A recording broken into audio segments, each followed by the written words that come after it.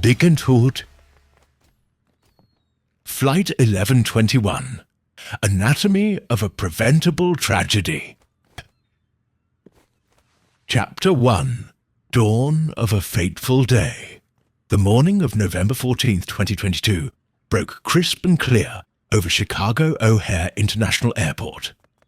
Transglobal Airlines Flight 1121, an Airbus A320-214 with registration N112TG, stood at Gate B17 undergoing routine preparations for its scheduled 9:00 a.m. departure to Miami. The aircraft, delivered new to Transglobal just 3 years earlier, had accumulated 4,217 flight hours with an impeccable maintenance record. Captain Mark Reynolds, 54, a former Air Force pilot with 12,380 total flight hours, conducted his customary walk-around inspection, while First Officer Sarah Chen, 32, reviewed the flight plan in the cockpit. Chapter 2. Pre-Flight Procedures. At 8:32 a.m., fueler Carlos Mendez completed the aircraft's fueling process. Unbeknownst to the crew, Truck Number 47 had just returned from servicing another aircraft after experiencing a minor hydraulic leak.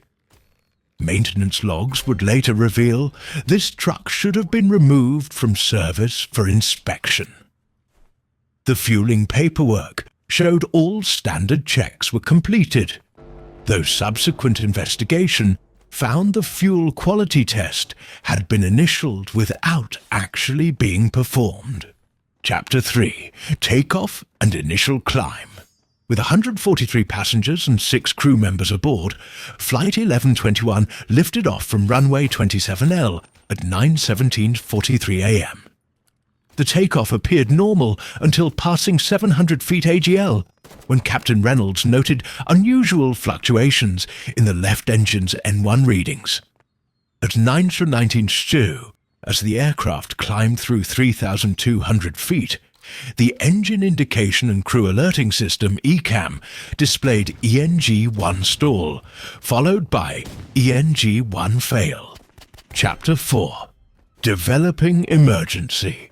First Officer Chen immediately declared an emergency, while Captain Reynolds executed the engine failure checklist.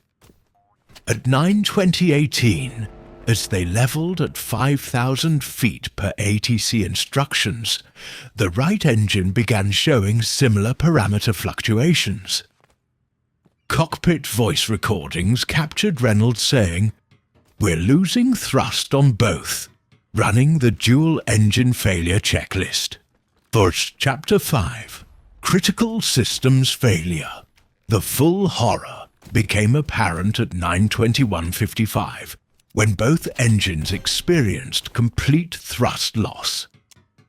The aircraft's ram air turbine automatically deployed to provide minimal hydraulic and electrical power. Captain Reynolds made the difficult decision to attempt a return to O'Hare rather than divert to closer Midway Airport, judging they had better chances with O'Hare's longer runways and full emergency services. Chapter 6. The Final Minutes. As the glide continued, calculations showed they wouldn't reach the airport. At 9:27:41, Reynolds announced, "Prepare for impact," while Chen transmitted their position and intentions.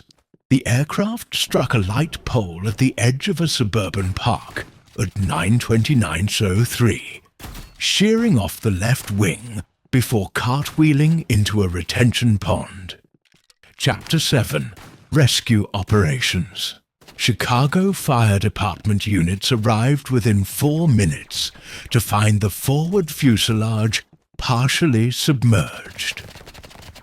Rescue swimmers worked frantically as jet fuel burned on the water's surface. Ultimately, 128 survivors were pulled from the wreckage. with 21 fatalities, including both pilots and 3 flight attendants. Chapter 8. Investigation begins. NTSB investigators arriving that evening immediately noted 2 key facts. Both engines showed similar damage patterns, and the fuel samples recovered were visibly contaminated.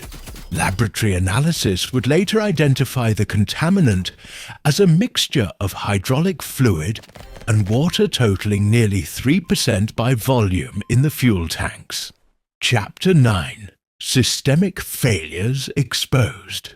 The subsequent year-long investigation uncovered multiple breakdowns. Fuel truck maintenance records showed repeated deferrals of inspections.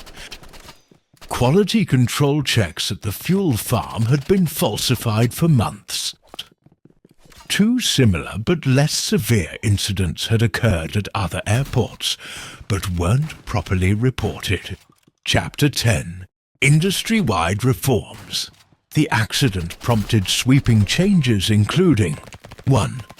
Mandatory electronic verification for all fuel quality checks. 2.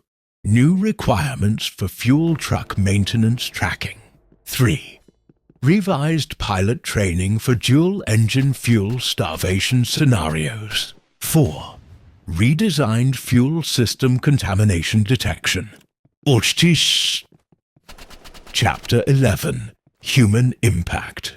Survivor accounts revealed both horror and heroism.